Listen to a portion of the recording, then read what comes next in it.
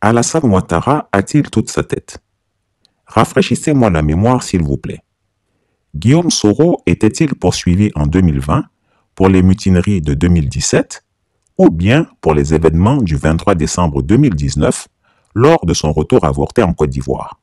D'ailleurs, les condamnations qui s'en sont suivies par la justice du dictateur des Lagunes ont été annulées par une ordonnance exécutoire de la Cour africaine des droits de l'homme et des peuples.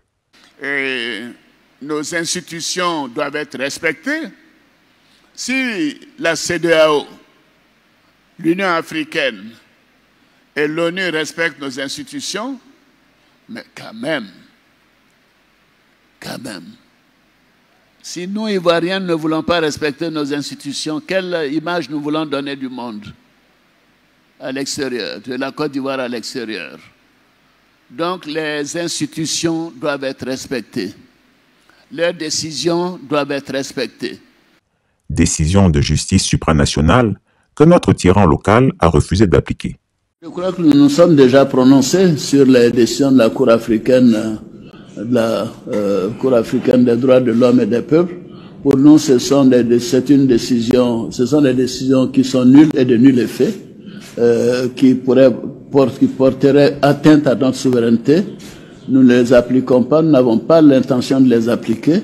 Et je signale que, par conséquent, pour nous, c'est une décision nulle, de nul effet, qui n'est pas applicable et qui ne sera pas appliquée en Côte d'Ivoire. Franchement, c'est à se demander si Alassane Ouattara n'a pas l'Alzheimer. En effet, dans cette petite vidéo de 30 secondes, lors d'une interview sur une chaîne de télévision française en 2020, l'octogénaire super menteur joue au procureur de la République. Mais surtout, il ment, puisque c'est ontologique chez lui. De Soro Guillaume, oui. Là vous l'accusez même de vouloir déstabiliser le pays. Oui. Qu'est-ce que vous avez envie de lui dire? Mais j'ai envie de dire que ce jeune homme doit venir faire face à la justice, comme il se doit, et puis que la justice fasse son travail.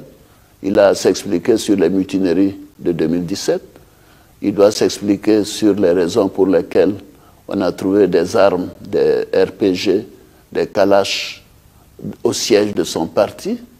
Depuis quand Guillaume Soro est-il poursuivi pour les mutineries de 2017?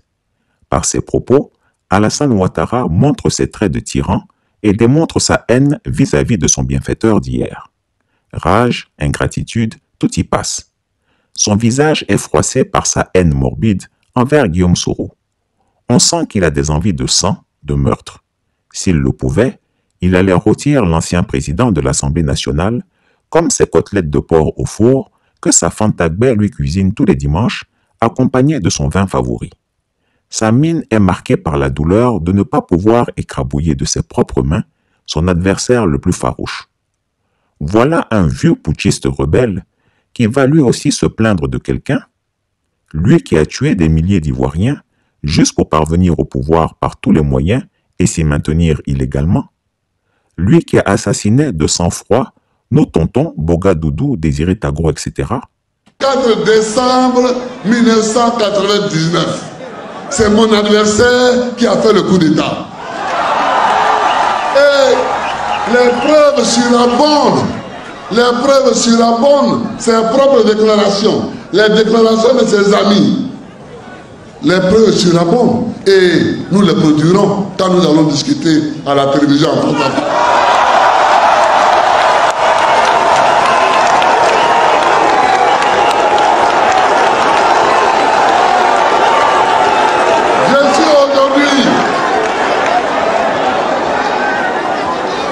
Parce que, comprenons-nous bien, moi, je n'attaque pas quelqu'un pour ce qu'il est.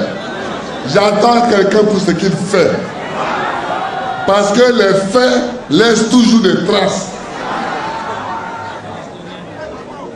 Le 24 décembre 1999, c'est mon adversaire actuel qui est l'auteur du coup d'État qui a envoyé Konan Bédi à l'exil.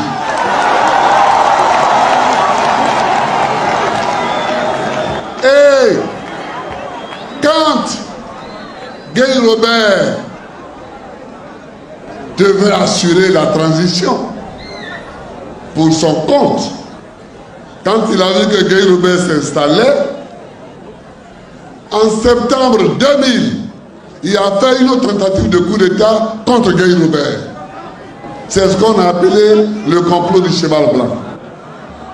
Souvenez-vous, il ne faut pas que les Ivoiriens oublient d'où nous venons. Cet homme est une calamité pour la Côte d'Ivoire. Bref, Soro Ouattara, c'est une affaire entre rebelles. En politique, on ne meurt pas tant qu'on a la vie. Et c'est pourquoi je veux que chacun d'entre vous intègre de façon indélébile, incrustée dans le cerveau, que GPS va conquérir le pouvoir d'État et nous allons diriger la Côte d'Ivoire. Chris Yapi ne ment pas. Retrouvez Chris Yapi sur son nouveau compte Twitter, ses 2 chaînes YouTube, sa chaîne Dailymotion, Instagram et Mediapart.